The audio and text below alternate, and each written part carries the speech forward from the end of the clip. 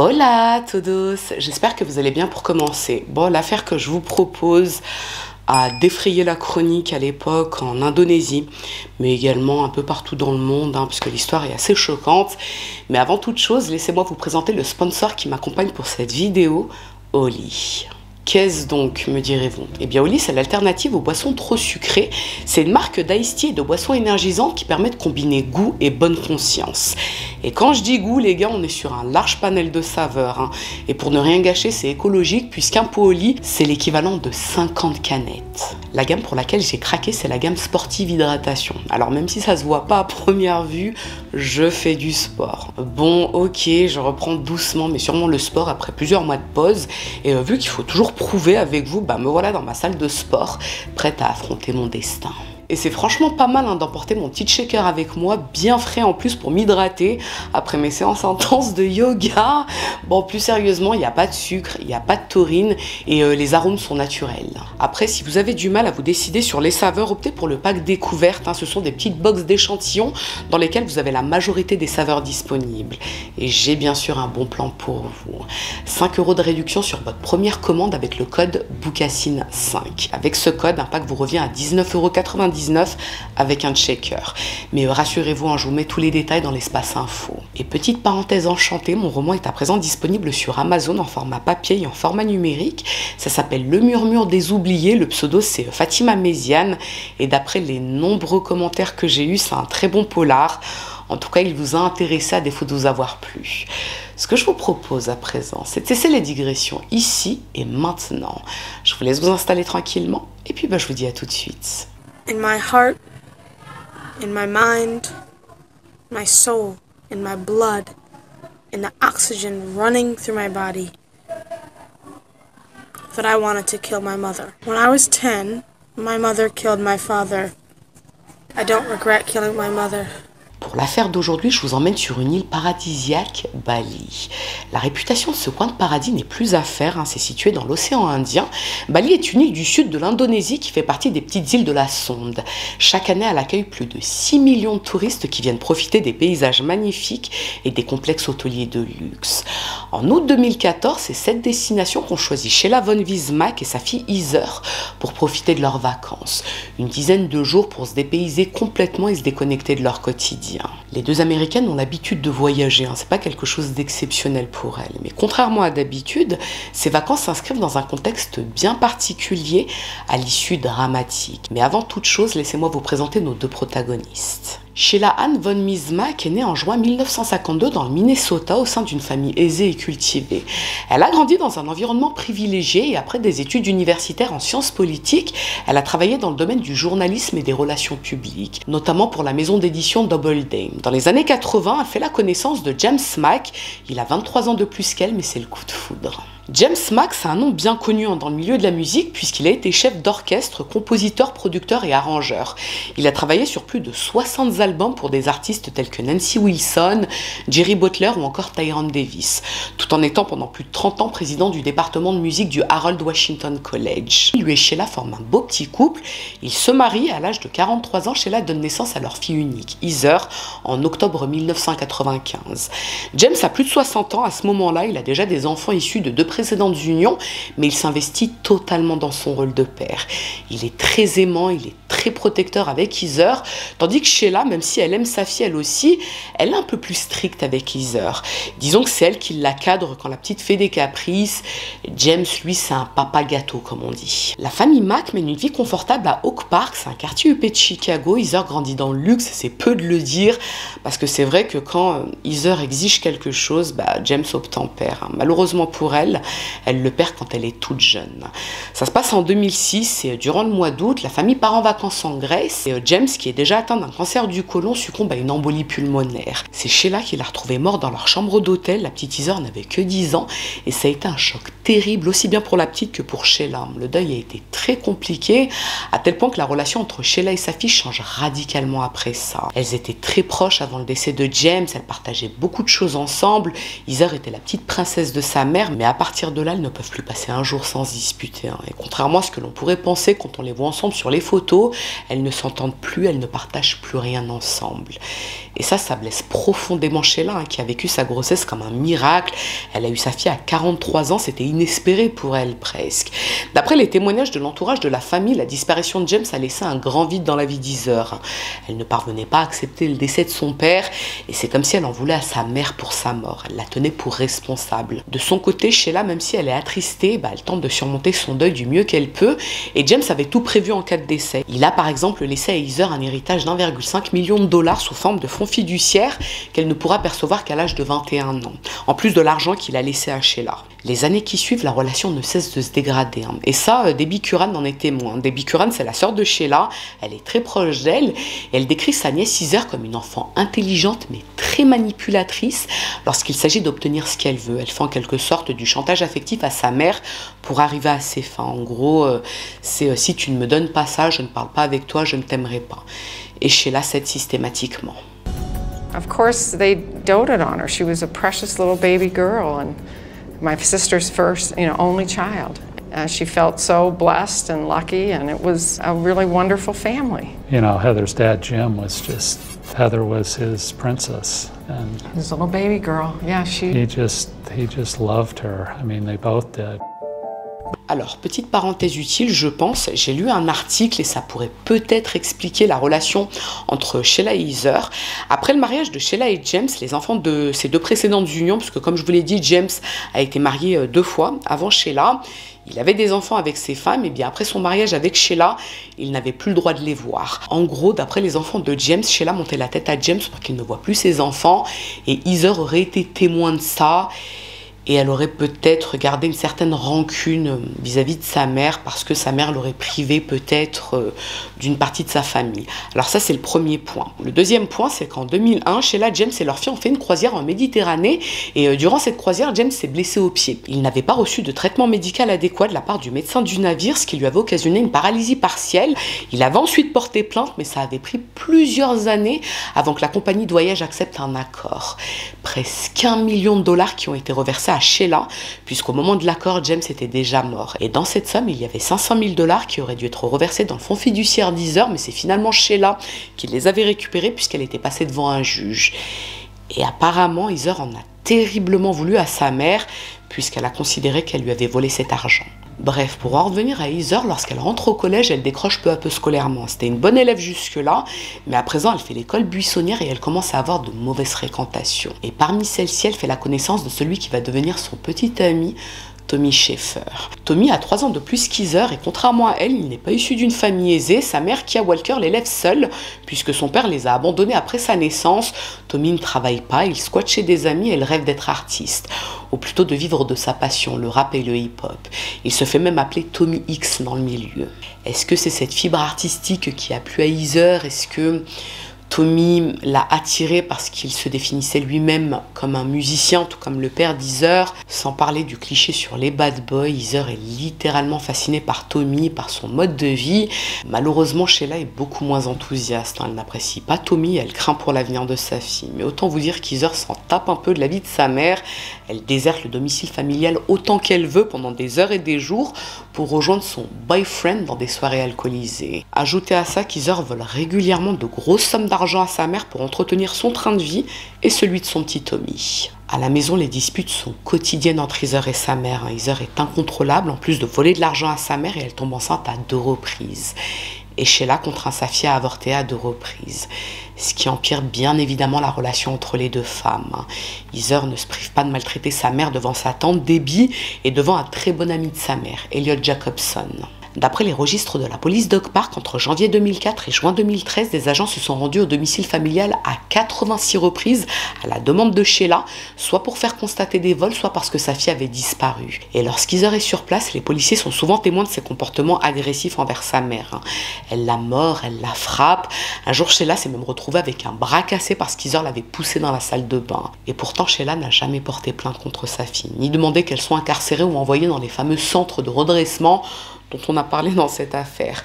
Elle aime profondément sa fille. Sheila se sent peut-être coupable de ne pas pouvoir combler le vide immense ressenti par sa fille après la mort de son père, mais elle ne sait pas quoi faire. Lorsqu'elle lui parle gentiment, Heather l'envoie bouler. Lorsqu'elle lui parle un petit peu plus durement, Heather l'insulte ou elle la frappe. Sheila est complètement dépassée. Donc elle prend une décision qu'elle espère salutaire pour sa fille. Elle vend sa maison familiale de Oak Park pour emménager avec Heather dans le quartier de la Gold Coast à Chicago.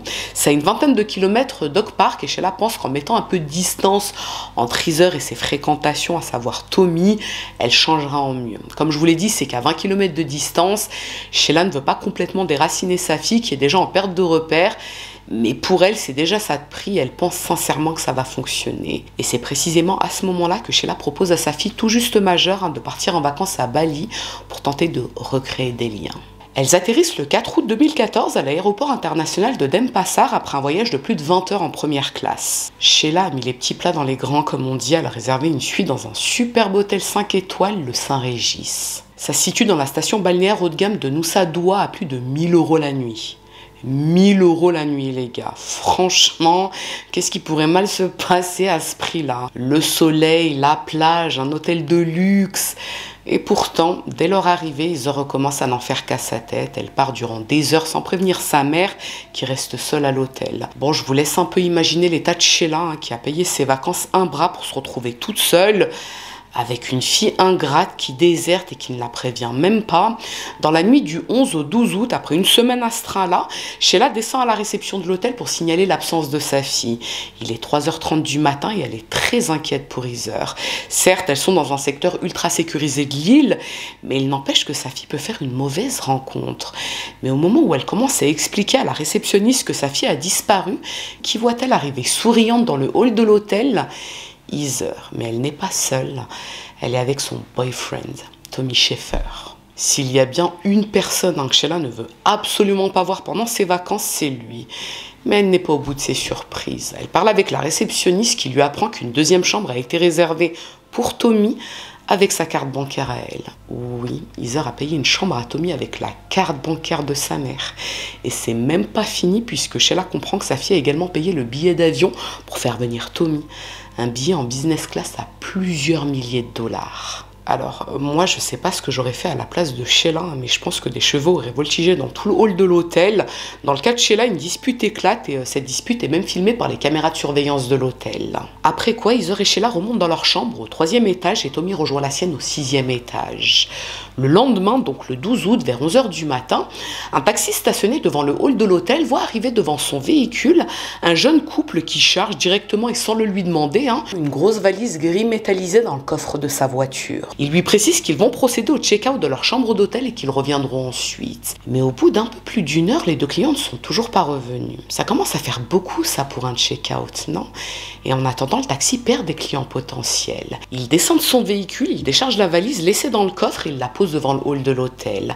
Un agent de sécurité qui se trouve à proximité se dirige vers la valise, il la regarde et tout de suite il s'aperçoit qu'elle est maculée de sang. Complètement paniqué, il demande au chauffeur de taxi de récupérer la valise et de se rendre au poste de police le plus proche, ce qu'il fait. Et une fois au poste, les policiers ouvrent immédiatement la valise pour comprendre ce qu'il se passe.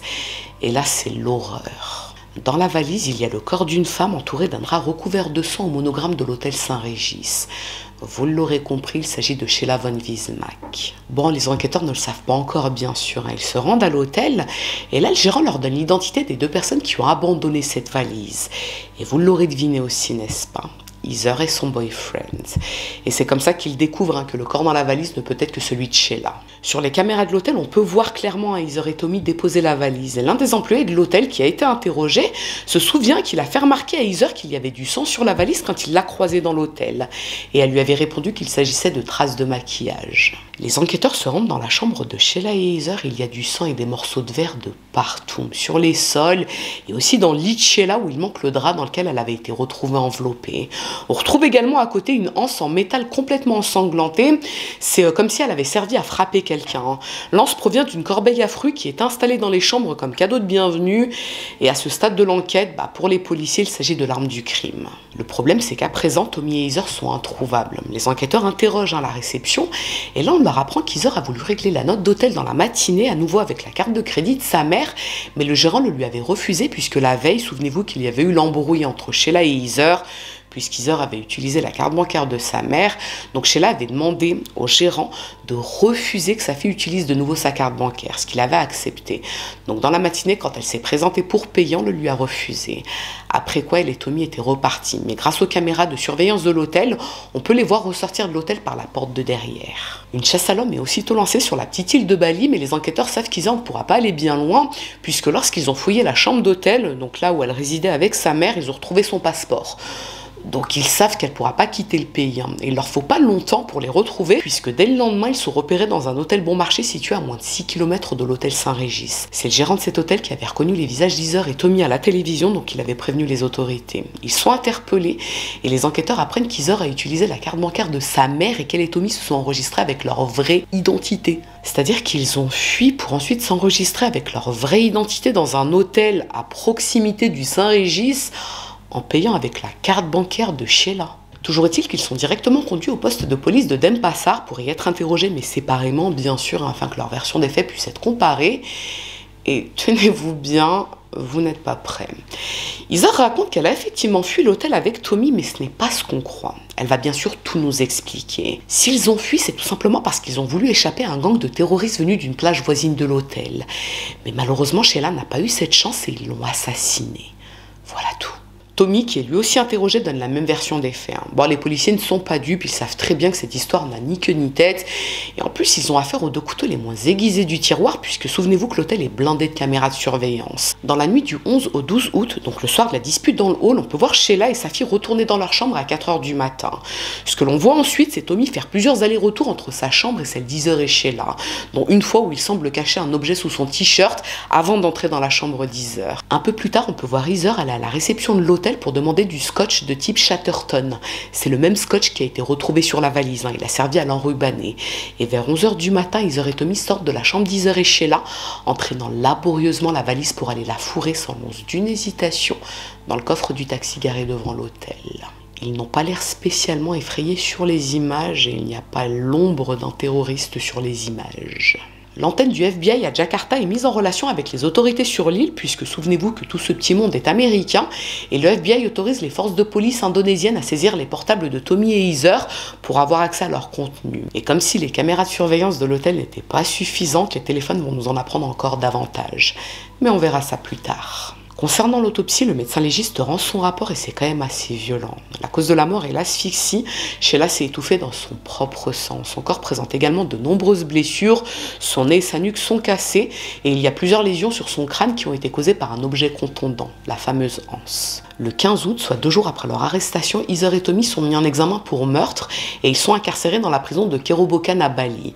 Mais ils s'accrochent à leur première version de l'histoire. Vous savez, le fameux gang de terroristes. Et tandis que l'affaire commence à faire le tour du monde, un mois plus tard, Heather et Tommy décident de changer de version de l'histoire. To the extent that you can remember, what can you tell me about your mother's final moments? She just went nuts. And she was just screaming and telling me that was when I was gonna die, that was when I was gonna die. Ils sont réinterrogés et Tommy admet finalement que c'est lui qui a tué Sheila. Heather, quant à elle, reconnaît uniquement avoir aidé son boyfriend à cacher le corps dans la valise. Mais Tommy explique qu'il a tué Sheila en état de légitime défense. Il raconte qu'après la dispute dans le hall de l'hôtel, la dispute a repris de plus belle dans la chambre d'Heather et Sheila. Elle était en colère parce qu'elle soupçonnait sa fille d'être enceinte de Tommy. Alors pour cette partie, c'est vrai, Sheila pensait qu'Heather était enceinte. Elle lui avait fait faire des tests sanguins avant leur départ pour Bali et elle devait recevoir les résultats d'ici quelques jours. Elle avait d'ailleurs envoyé un email à son ami Elliot pour lui dire qu'elle pensait que sa fille était enceinte de 8 semaines et qu'elle comptait lui faire interrompre sa grossesse en demandant une procuration. Ce qu'Heather ne comptait pas accepter. Elle est effectivement enceinte et contrairement à ses 2 précédentes grossesses, elle refuse d'avorter cette fois. D'après Tommy, lorsque la dispute a éclaté dans la chambre, Sheila a reparlé de cette grossesse et elle s'est mise à traiter sa fille de salope. Mais c'est pas tout, puisqu'elle aurait également proféré des insultes racistes à l'encontre de Tommy. Tommy dit qu'elle l'aurait attrapé par le cou en le serrant fort pour l'étrangler. Il dit qu'il était paniqué parce qu'il n'arrivait plus à respirer. Ça a duré une vingtaine de secondes et il n'arrivait pas à se dégager malgré son 1m90. Et finalement, il a pu se défendre en frappant violemment Sheila avec une corbeille de fruits. Quand lui et Heather ont constaté que Sheila était morte, ils ont paniqué, ils ont décidé de cacher le corps dans la valise. Voilà pour la version de Tommy. Sheila serait une raciste qui aurait tenté de le tuer. Bon, les gars, la famille et les amis de Sheila ont bien sûr réagi, hein, ça n'a aucun sens. Le père d'Heather était noir, Heather est métisse, donc quoi, Sheila s'est réveillée raciste un matin après avoir été mariée à un homme noir. C'est en tout cas la version de Tommy et Heather, mais le 14 janvier 2015, ils sont inculpés de meurtre avec préméditation. Et là, vous vous demandez sûrement pourquoi la préméditation a été reconnue contre eux. Eh bien parce que les fameux téléphones portables de nos 2 compères ont révélé quelques petits secrets qui ne plaident pas du tout en leur faveur, et c'est le moins qu'on puisse dire. D'après les nombreux SMS qu'ils se sont échangés, ils conspiraient pour éliminer Sheila depuis au moins 6 mois avant d'arriver à Bali. Ils se surnommaient même Bonnie and Clyde. Et c'est là qu'entre en scène un 3e compère qui va également jouer un petit rôle dans notre affaire. Il s'agit du cousin de Tommy, Robert Ryan Justin Bibbs. Robert a 23 ans, il vit à Chicago et dans les nombreux messages qu'il a échangés avec son cousin, Tommy lui demande entre autres de l'aider à trouver le moyen le plus sûr pour tuer Sheila à l'étranger. Et Robert lui suggère soit de la noyer en pleine mer en faisant croire à un accident, soit de l'étouffer avec un oreiller. Et il l'encourageait même à passer à l'acte. Il est à son tour arrêté aux États-Unis et il est mis en examen pour complicité d'assassinat d'un ressortissant américain à l'étranger. Du côté de Bali, le 17 mars 2015, Heather est autorisée à sortir momentanément de prison pour pouvoir accoucher et elle donne naissance à une fille qu'elle prénomme Stella en hommage à l'arrière-grand-mère de Tommy. La petite Stella est ensuite confiée à Heather qui a le droit de la garder avec elle en prison jusqu'à son 2e anniversaire parce que c'est ce que prévoit la loi indonésienne. Le 21 avril 2015, soit un mois après son accouchement, son procès, celui de Tommy, s'ouvre. Ils sont jugés séparément, cela dit, mais dans le même tribunal avec les 3 mêmes juges. Dans la mesure où Tommy est considéré comme l'auteur principal de l'assassinat de Sheila, il est condamné à 18 ans de prison. Heather, quant à elle, est condamnée à 10 ans de prison pour complicité d'assassinat. Bon, 10 ans de prison, c'est quand même assez peu, les gars. On parle de l'assassinat de sa propre mère. Les juges ont expliqué qu'ils ont fait preuve d'indulgence envers Heather parce qu'elle venait d'avoir un bébé et que sa fille aurait besoin d'elle à l'avenir. Et idem pour Tommy, hein, il a bénéficié de la clémence des juges parce qu'il s'est montré poli et qu'il a exprimé des remords sincères au tribunal. Il a d'ailleurs écrit une lettre rendue publique aux États-Unis dans laquelle il demande pardon sincèrement et il accuse Heather d'être une sociopathe qui l'aurait manipulée. Ce qu'il faut savoir, c'est que théoriquement, tous les 2 encouraient la peine de mort. Pour vous donner un exemple à titre de comparaison, dans une affaire jugée peu de temps après le cas Heather et Tommy, la peine prononcée par la justice indonésienne a été la condamnation à mort à l'encontre des trafiquants de drogue. Donc autant vous dire que certains observateurs extérieurs ont trouvé cette sentence plus que clémente compte tenu de la gravité du crime, et le frère de Sheila, Tom, a même émis l'hypothèse qu'Heather a sans doute versé des pots de vin puisqu'elle venait de toucher 150 000 $ de son fonds fiduciaire pour couvrir ses frais de justice. Mais impossible de le prouver. Du côté des États-Unis, au mois de décembre 2016, c'est le cousin de Tommy qui est jugé. Robert Ryan Justin Bibbs plaide coupable et il est condamné à 9 ans de prison. Il a fait des aveux détaillés et il a affirmé que Tommy a accepté de tuer Sheila en échange de plusieurs millions de $. C'est en tout cas ce que lui avait promis Heather. Tommy avait également proposé la somme de 50 000 $ à Robert pour l'aider à trouver un moyen de tuer Sheila. C'était même la raison de sa venue à Bali. Tout était prémédité. Donc autant vous dire que la sentence de Tommy et Heather a effectivement été très clémente, si on en croit les déclarations de Robert. Et ce qui est clément également, ce sont leurs conditions d'incarcération en Indonésie. Pour Heather, la prison c'est le Club Med, en version télé-réalité. Elle est régulièrement prise en photo par des paparazzis et elle donne même des interviews à des journalistes. Elle a accès à Internet, à un téléphone, elle crée son profil sur les réseaux sociaux, elle se prend en selfie, maquillée, une clope à la bouche. Elle se filme même avec ses co-détenus en faisant des chorégraphies sur de la musique, c'est de la folie les gars. Elle est tellement à l'aise que le 2 février 2017, elle filme et publie une vidéo de 6 minutes dans laquelle elle se confesse. Mais des confessions un peu particulières. Heather raconte notamment que 2 semaines avant de se rendre à Bali avec sa mère, elle a découvert que son père avait été assassiné par Sheila. Si elle a tué sa mère, c'était pour venger la mort de son père. Elle raconte également qu'elle a piégé Tommy pour lui faire porter le chapeau. Avant de s'envoler pour Bali, elle envoyait des textos depuis le portable de Tommy qu'elle supprime ensuite pour qu'il ne les voit pas. Vous savez là, les fameux SMS dans lesquels Tommy parle de tuer Sheila. Le but était de le faire accuser à sa place une fois qu'elle aurait tué sa mère. Heather raconte que la nuit du meurtre de Sheila, elle a menacé Tommy de payer les autorités indonésiennes pour le faire emprisonner s'il ne l'aidait pas à se débarrasser du corps. Ce qu'il a accepté de faire. Et quand ils ont été arrêtés, qu'ils ont finalement avoué un mois plus tard, Tommy aurait assumé l'entière responsabilité du meurtre à la demande des avocats d'Heather. Il lui aurait dit qu'il risquait la peine de mort s'il n'assumait pas. Ce qu'il a accepté de faire là aussi. Mais le 8 février, les avocats d'Heather écrivent un courrier de rétractation. Tout ce qu'elle a dit dans cette vidéo serait faux.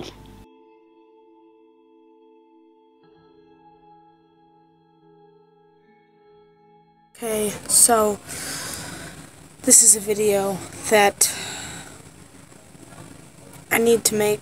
The truth sets you free. The truth sets you free. And I never understood, but I'm Heather Mack. And I want to be set free. I don't want to live in a lie anymore. When I was 10, my mother killed my father in a hotel in Athens, Greece. 2 weeks before I came to Bali, I found out that she killed my father. First, I asked Tommy Schaefer to help me find somebody to kill my mom for $50,000. And he said no. After that, I got this whole new savage idea in my head that I wanted to kill her in a hotel room because she had killed my father in a hotel room. My motivation for doing this was myself. Tommy's an innocent man, and an even more innocent man is Ryan, Tommy's cousin. I don't even know how he got involved in this or why the FBI involved him because he had absolutely nothing to do with any of it. He's innocent. I'm sorry everybody thinks that you're some crazy killer. This is the truth. And whoever is watching this, don't hate Tommy. He's innocent. I'm not. I love you, Tommy. Cette vidéo a profondément choqué la famille de Sheila et ses amis. Comme vous pouvez vous en douter, ils ont pu constater de leurs propres yeux qu'Heather ne regrette absolument pas ce qu'elle a fait. Elle ne ressent pas une once de remords pour ce qu'elle a fait à sa propre mère qui a pourtant toujours tenté de la satisfaire. Et en dehors de cette vidéo, Heather accorde une interview en visio à des journalistes américains durant laquelle elle raconte que sa mère était une mauvaise mère qui la rendait complice de vol quand elle était petite. Elle dit que Sheila l'amenait dans des boutiques de luxe de cosmétiques français. Elle lui demandait de subtiliser des produits pendant qu'elle distrayait la vendeuse. Elle accuse également Sheila d'avoir voulu dilapider son héritage. Elle l'accuse d'être atteinte du syndrome de personnalité multiple ou encore d'avoir été alcoolique. Heather devait même manquer l'école pour s'occuper d'elle quand elle était petite, d'où ses nombreuses absences à l'école. Là encore, la famille de Sheila a réagi. Ils ont démenti toutes ces accusations qu'ils ont jugées farfelues. D'ailleurs, les 86 rapports de police prouvent le contraire. It was not about Heather being pregnant. It was not about Sheila being racist. She was not racist in the least. She loved her husband. She married Jim, who was a black man. She loved him. And, Alors oui, peut-être que Sheila n'était pas la mère idéale, peut-être qu'elle avait des comportements toxiques avec sa fille, mais c'est Heather qui maltraitait sa mère d'après ses rapports de police et d'après l'entourage direct de la famille. Mais Heather n'en démord pas. Sa mère était une mauvaise personne, jalouse d'elle et de la relation qu'elle avait avec son père quand il était vivant. Et elle était raciste. Elle aurait même tenté de la poignarder quelques jours avant leurs vacances à Bali à cause de sa grossesse. Elle voulait tuer le bébé. Bon, comme je vous l'ai dit, cette histoire a vrillé en télé-réalité. Dès qu'on donnait la possibilité à Heather de parler, elle saisissait l'occasion pour détruire sa mère. C'était un monstre, c'était la pire des femmes. Et d'ailleurs, elle ne serait jamais comme ça avec sa propre fille. Et en parlant de la petite Stella, justement, au mois de mars 2017, elle est confiée à une famille d'accueil à Bali, une Australienne mariée à un Indonésien qui avait d'ailleurs servi d'interprète à Heather au tout début de son incarcération. Mais aussi surprenant que ça puisse paraître, Heather s'est montrée très maternelle envers sa fille, elle s'occupait d'elle avec beaucoup d'amour, avec beaucoup de tendresse. C'est en tout cas ce que disent les personnes qui l'ont côtoyée en prison. Et sur les 10 ans de prison qu'elle aurait dû effectuer initialement, Heather n'en effectue finalement que 7. Elle est relâchée le 29 octobre 2021 pour bonne conduite. Elle a même pu bénéficier d'une remise de peine de 6 mois pour, vous savez, la fête du jour de l'indépendance qui est accordée par le président de la République de l'époque. Le responsable de la prison a été interviewé au moment de la sortie de prison d'Heather et elle a déclaré que c'était une gentille personne qui a participé avec diligence au programme de développement de la prison, à savoir des défilés de mode et des cours de danse. She was a little shocked, sad, confused, and afraid, but we always gave her encouragement. She's a good person because inside she always does coaching. She worships in church because she is a Christian, and she is our icon for fashion shows in prison. Après sa libération, Heather récupère sa fille et elle demande à rester en Indonésie puisqu'elle estime que c'est plus sûr pour sa sécurité et pour celle de Stella, mais le gouvernement lui demande de dégager du pays, ce qu'on peut aisément comprendre, n'est-ce pas? C'est donc le mercredi 3 novembre 2021 qu'Heather débarque à l'aéroport international de Chicago, accompagnée de sa petite Stella qui est désormais âgée de 6 ans. Heather pensait pouvoir repartir à zéro avec son fonds fiduciaire, presque $1 million quand même, mais que nenni. Elle est accueillie par le FBI qui l'arrête aussitôt pour conspiration de meurtre et obstruction à la justice. Et oui, Heather, le crime a certes été commis en Indonésie, mais une partie du complot s'est produit aux États-Unis. Et ça, c'est un crime fédéral. Tommy Sheffer est également concerné par cette mise en accusation, bien évidemment, mais il est toujours incarcéré en Indonésie. Et pour info, le FBI avait déposé l'acte d'accusation dès 2017, mais les agents attendaient patiemment qu'Heather revienne sur le territoire pour pouvoir l'en informer. Pas bête la guêpe. La petite Stella est immédiatement retirée à sa mère et elle est confiée aux services sociaux en attendant de lui trouver un foyer plus stable.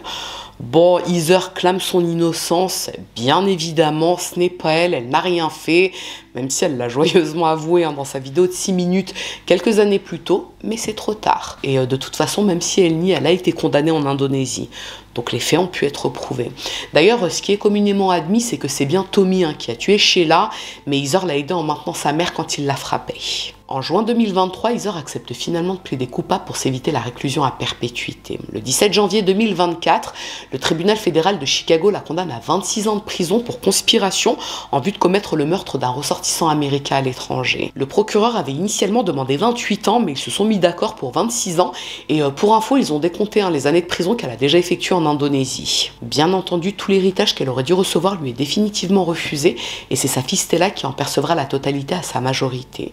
Fin 2017, il était évalué à $780 000. Entre-temps, la garde de Stella a été confiée à une cousine d'Heather du côté maternel qui vit dans le Colorado, et cela va sans dire, mais la famille de Sheila refuse d'avoir le moindre contact avec elle. Ils considèrent qu'elle est profondément perturbée et qu'elle ne mérite pas de sortir de prison. Robert, le cousin de Tommy, est éligible à la liberté conditionnelle dès cette année. Quant à Tommy Sheffer, il purge toujours sa peine en Indonésie et il a refusé de bénéficier d'une remise de peine. Il est devenu évangéliste depuis, il a participé notamment à la construction d'une chapelle en prison et il fait même en quelque sorte office de prêtre pour ses codétenus. Mais tout comme Heather et pour les mêmes motifs, il reste poursuivi aux États-Unis et il pourra à nouveau faire l'objet d'un procès s'il venait à regagner le territoire américain à l'issue de sa peine, sachant qu'il est théoriquement incarcéré jusqu'en 2033. Petite parenthèse, il y a un documentaire américain sur cette affaire qui est sorti en septembre 2016. Il est intitulé Heather Mack and Tommy Sheffer. Bon, je ne l'ai pas encore regardé, pour être tout à fait honnête avec vous, mais je pense qu'après le tournage, je vais essayer de le trouver, si j'arrive à le trouver gratuit, parce qu'a priori, il est payant. Et petite information de dernière minute, ça vient de sortir en mars 2025, Brittany Hall, une employée pénitentiaire de 31 ans, a été arrêtée pour agression sexuelle dans le centre pénitentiaire de Chicago. Donc là où est incarcéré Heather Mack. Brittany aurait agressé 4 prisonnières, dont Heather justement. Les faits se seraient produits en décembre 2023, et quand je vous dis agression, je ne sais pas s'il s'agit de rapport consenti ou d'agression à proprement parler, mais dans tous les cas, la loi fédérale interdit formellement aux agents pénitentiaires d'avoir des rapports sexuels avec des détenus. Brittany Hall risque plus de 80 ans de prison, et elle a plaidé non coupable le 6 mars. Quant à Heather, elle a ensuite été transférée dans un centre correctionnel en Virginie occidentale. Donc affaire à suivre. Voilà tout pour l'histoire d'Heather Mack, cette jeune fille qui n'a pas hésité à faire tuer ou à tuer sa propre mère, puis à cacher son corps dans une valise une nuit d'août 2014. After almost 9 years, we are very relieved that the mastermind of Sheila's murder admitted her guilt today. Okay, so this is a video that I need to make. A lot of the times, since I've been a kid, I've heard the truth sets you free, the truth sets you free. And I never understood, but I'm Heather Mack, and I want to be set free. I don't want to live in a lie anymore. When I was 10, my mother killed my father in a hotel in Athens, Greece. 2 weeks before I came to Bali, I found out that she killed my father. And I made it up in my heart, in my mind, my soul, in my blood, in the oxygen running through my body, that I wanted to kill my mother. First, I asked Tommy Schaefer to help me find somebody to kill my mom for $50,000. And he said no. After that, I got this whole new savage idea in my head that I wanted to kill her in a hotel room because she had killed my father in a hotel room. We were going to Bali, so I began to plot.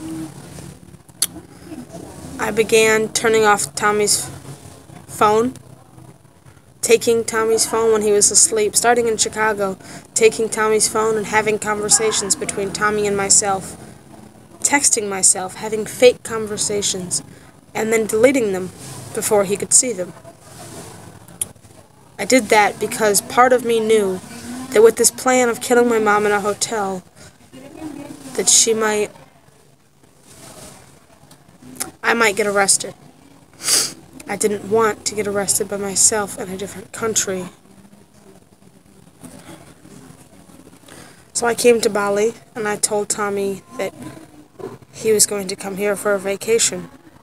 I told Tommy that he was going to come to Bali for a vacation with me and my mother, and that she knew about it. In all reality, I stole her credit card and bought him a ticket without her knowing about it. I trapped him here. And that is what I regret. I don't regret killing my mother. And as evil as that may sound, that's my reality. If somebody killed Stella, I wouldn't regret killing them either. But I regret bringing Tommy into it. I regret being selfish. I regret trapping an innocent person into this because it was my battle. It was my mother. It was my father.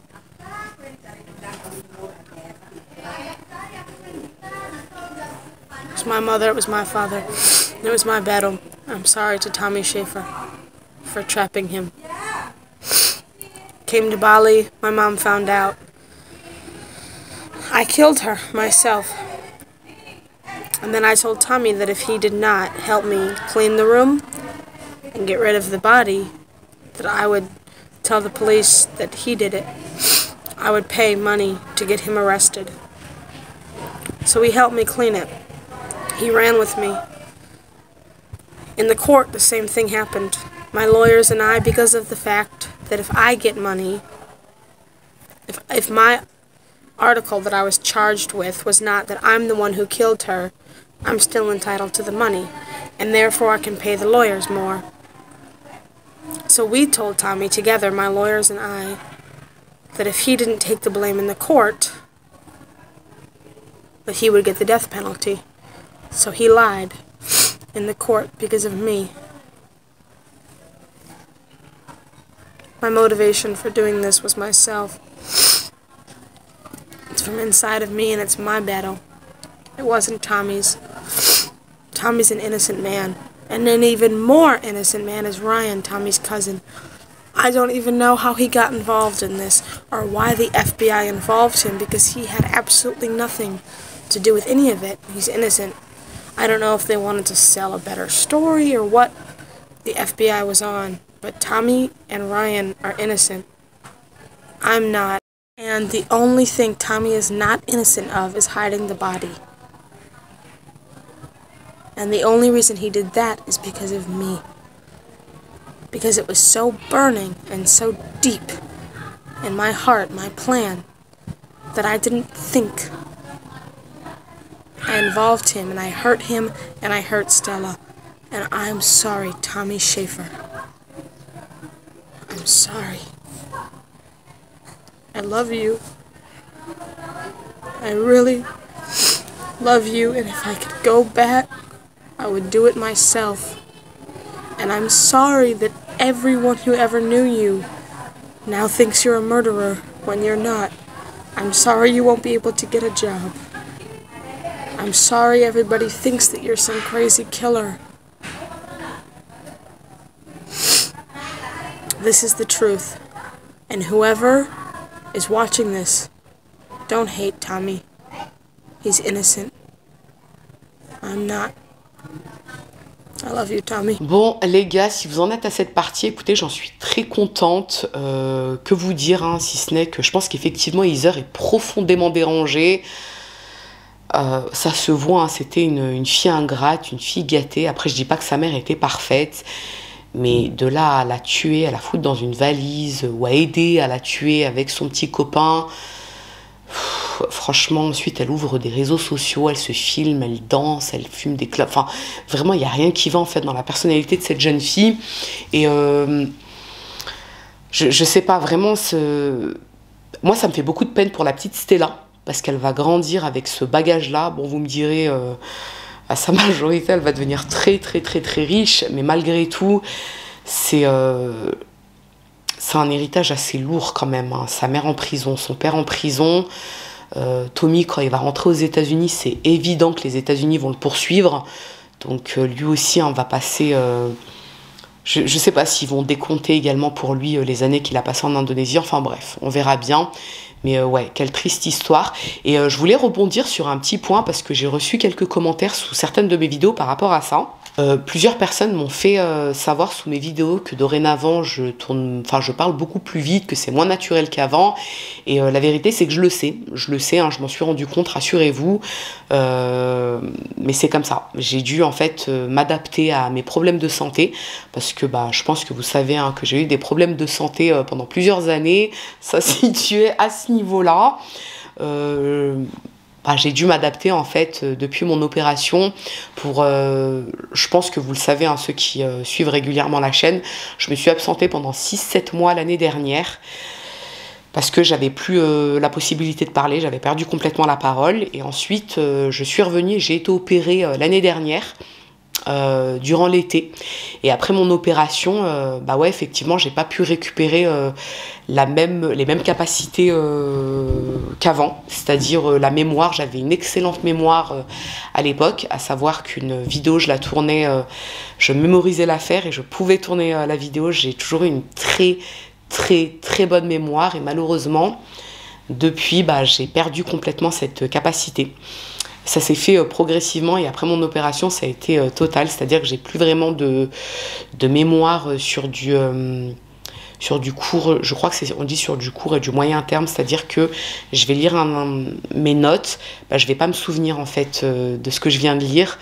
Je crois que c'est la mémoire sur du court terme. Par contre, sur du long terme, je conserve quand même une bonne mémoire sur du long terme. Enfin bref, voilà. Ceci explique cela. Donc dorénavant, je suis obligée de lire mes notes, mes trames plutôt, quand je tourne.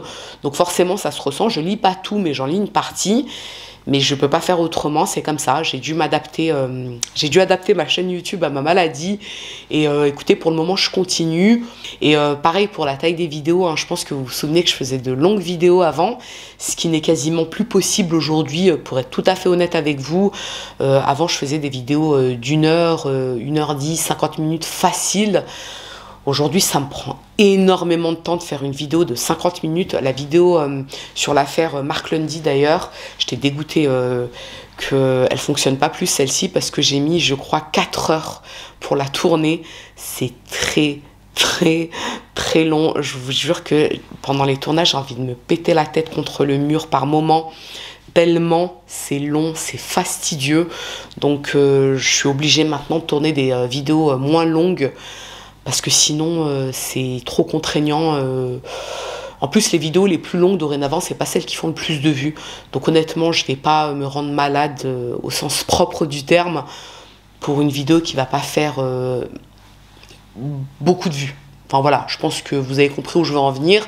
Donc voilà, c'était simplement pour dire que, bah oui, je le sais, hein, j'ai remarqué que je parlais plus vite, que mon débit était différent. Mais j'y peux rien en fait, les gars. Donc ceux qui le comprennent, tant mieux. Ceux qui ne le comprennent pas, bah navré, vous avez qu'à regarder d'anciennes vidéos à moi. Il y en a beaucoup des anciennes vidéos. Mon débit, il a changé depuis, je crois, même pas un an. Donc si vous allez regarder les anciennes vidéos, vous inquiétez pas, il y aura le débit de l'époque. Et bon, bah après ça me... Enfin, oui, parfois je le déplore parce que je préférais moi aussi comment je faisais mes vidéos avant. Parce que bah, on aime tous avoir une bonne mémoire, qui n'aime pas avoir une bonne mémoire. Mais je le déplore pas parce que je me dis, bah, c'est une nouvelle méthodologie que j'ai mis en place. Parce que j'ai pas eu le choix, voilà, comme je vous l'ai dit, j'ai adapté ma chaîne YouTube à mes problèmes de santé. Et alhamdoulilah, bah écoutez, malgré tout, je suis très très fière de moi parce que c'est très très fastidieux. Vraiment, la partie tournage, c'est la plus anxiogène, c'est la plus chronophage. C'est celle qui me débecte le plus parce que je sais que ça va prendre énormément de temps et que je prends absolument pas de plaisir, contrairement à avant, à tourner mes vidéos. Parce que c'est très long et... c'est pas comme j'aimerais les tourner. Mais après, je me dis, voilà, c'est comme ça. Il faut s'adapter. L'être humain s'adapte en toutes circonstances. Et c'est ce que j'ai décidé de faire, m'adapter en toutes circonstances. Et franchement, je vous remercie infiniment hein, pour ceux qui sont pas relous dans les commentaires et qui ont compris, parce que je pense que beaucoup ont compris que c'était dû aux problèmes que j'ai eus. C'est vrai que j'ai pas beaucoup parlé, en fait j'en ai quasiment jamais parlé de mes problèmes de santé, mais parce qu'il n'y avait pas besoin de parler, ça se voyait. On voyait que ça, ouais. Donc je voyais pas l'intérêt d'en parler, et puis même c'est quelque chose de personnel, ça me regarde, et j'ai pas non plus à ajouter de l'anxiété à un sujet que je viens d'évoquer et qui est anxieux. Bah, les meurtres, ce genre de trucs, c'est hyper anxieux, c'est hyper... Enfin, anxieux, c'est hyper anxiogène, pardon, c'est hyper... c'est terrifiant, c'est triste, etc. Donc, j'allais pas en plus rajouter ma pierre à l'édifice de la dépression. Franchement, non, je suis pas là pour faire déprimer les clowns,